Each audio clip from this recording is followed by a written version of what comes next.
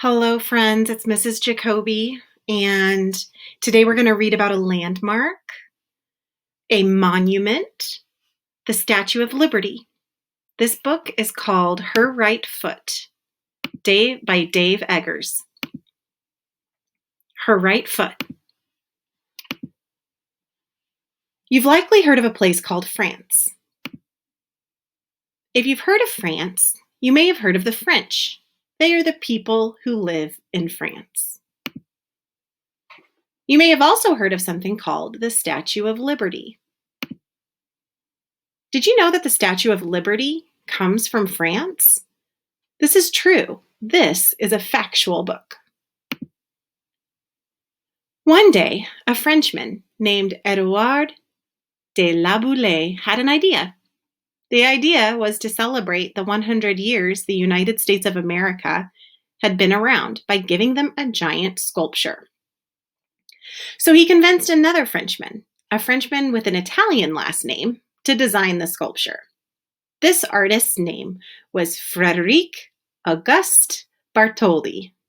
Bartoli designed the statue.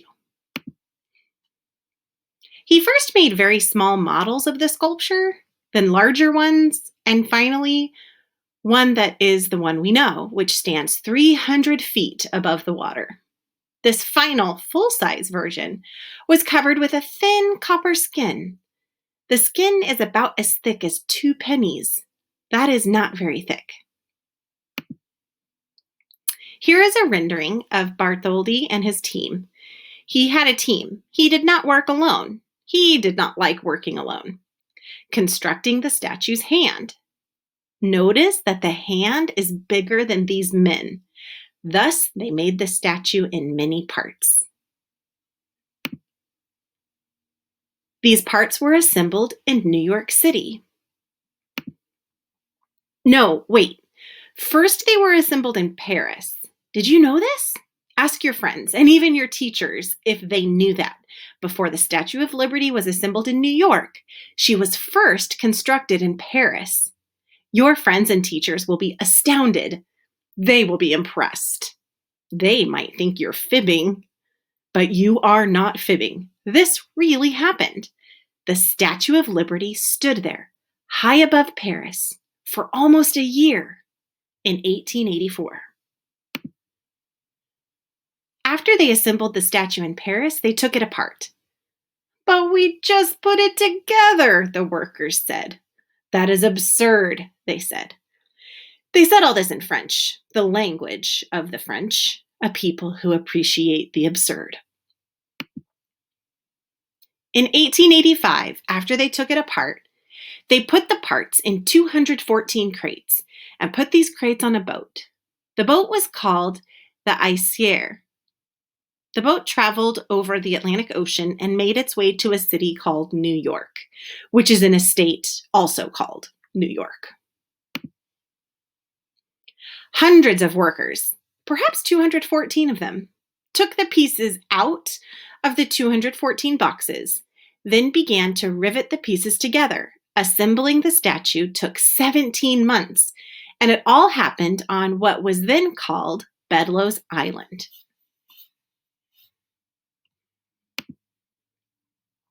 Bartholdi liked to see the sculpture rise above the harbor. Sometimes he watched the construction from the water. Sometimes he watched it from the land. Usually he was wearing a sturdy black hat, for he, like most European men of the time, favored sturdy black hats. You may have noticed by now that the pictures of the Statue of Liberty in this book have her colored brown. You may have thought the illustrator of this book was not so good at his job, because we all know the Statue of Liberty to be a certain greenish blue.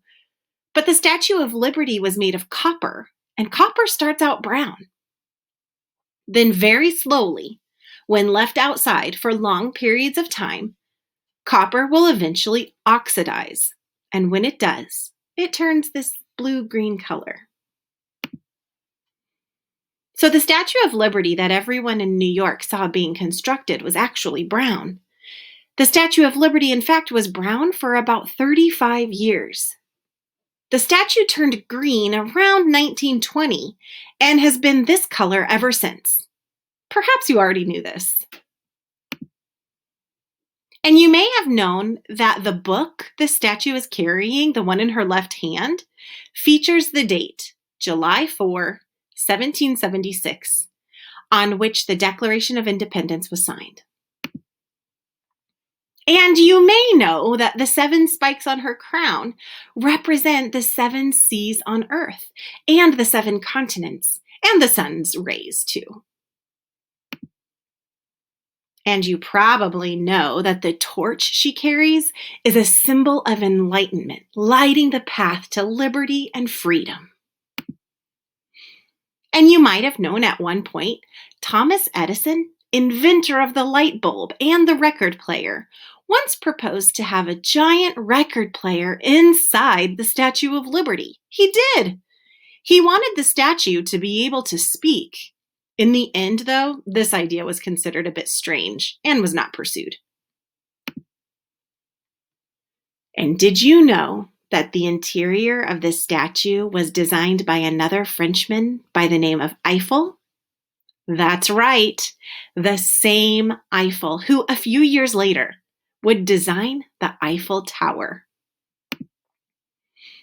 And did you know that while the statue was first being constructed in Paris, a bunch of Parisians, mostly riders, they like to eat, actually dined in the area just below the statue's knee? This too is true. While the statue was rising, Bartoli set up a lunch 4 stories up to impress and enthrall these French riders who, being difficult to impress and enthrall, were at least mildly amused. But there's one thing that you might not know, and this is the central point of this book, a point the author apologizes for taking so long to get to. The point is that even if you've seen a picture of the Statue of Liberty, or many pictures of the Statue of Liberty, or even hundreds of pictures of the Statue of Liberty, you probably have not seen pictures of her feet. And even if you have seen pictures of her feet, you probably have not seen pictures of the back of her feet, in particular, her right foot. What do you notice when you see this picture?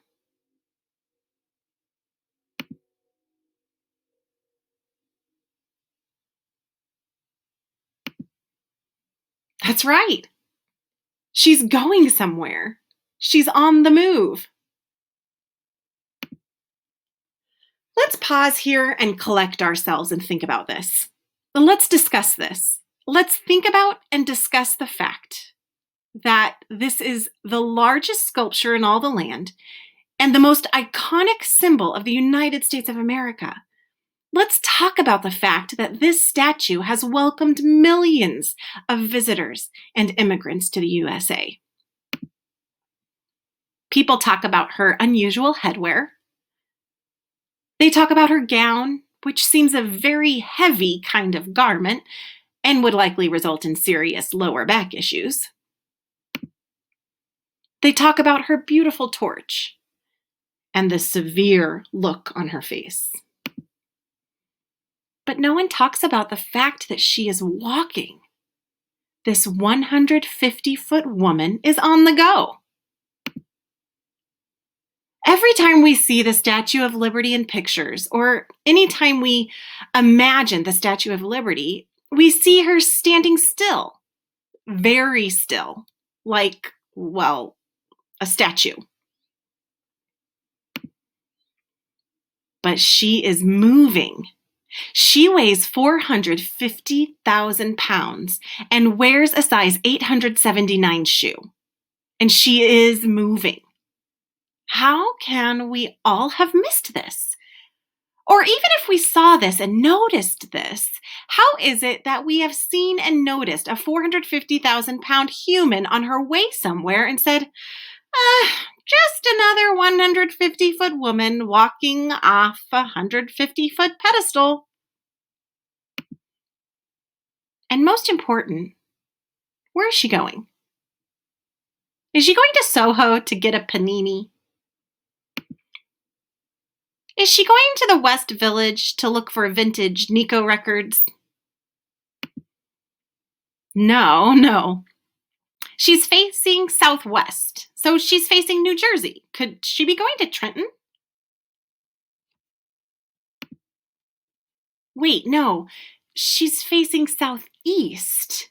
So she's not going to New Jersey, but she is going somewhere. But where? Why is she moving? There are certain things we know. We know that around her feet are chains. They are broken chains, implying that she has freed herself from bondage. We know that Bartoli wanted us to know this.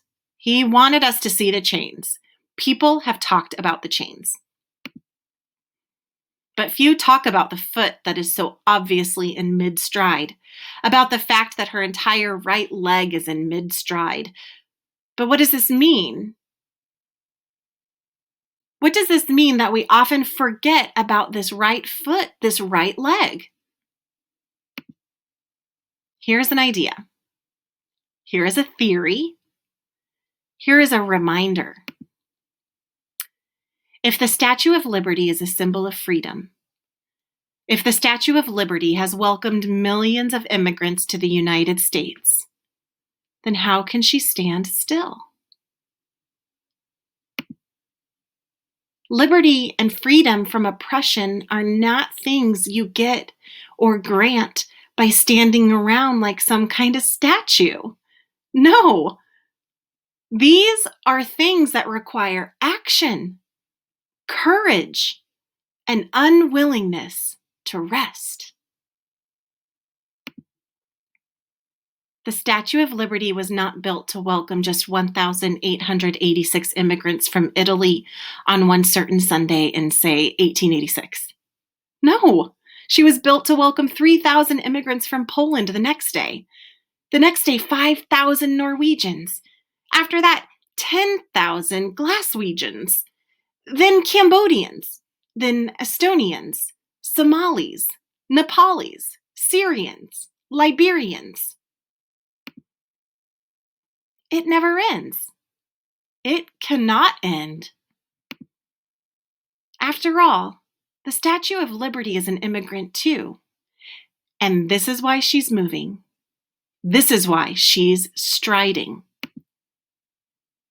In welcoming the poor, the tired, the struggling to breathe free. She is not content to wait. She must meet them in the sea. Isn't that a beautiful story? She's on the move. This is a poem that is in front of the Statue of Liberty. Emma Lazarus wrote this poem to raise money for the construction of the pedestal the Statue of Liberty stands on. Now the poem is engraved and posted at the Statue of Liberty National Monument.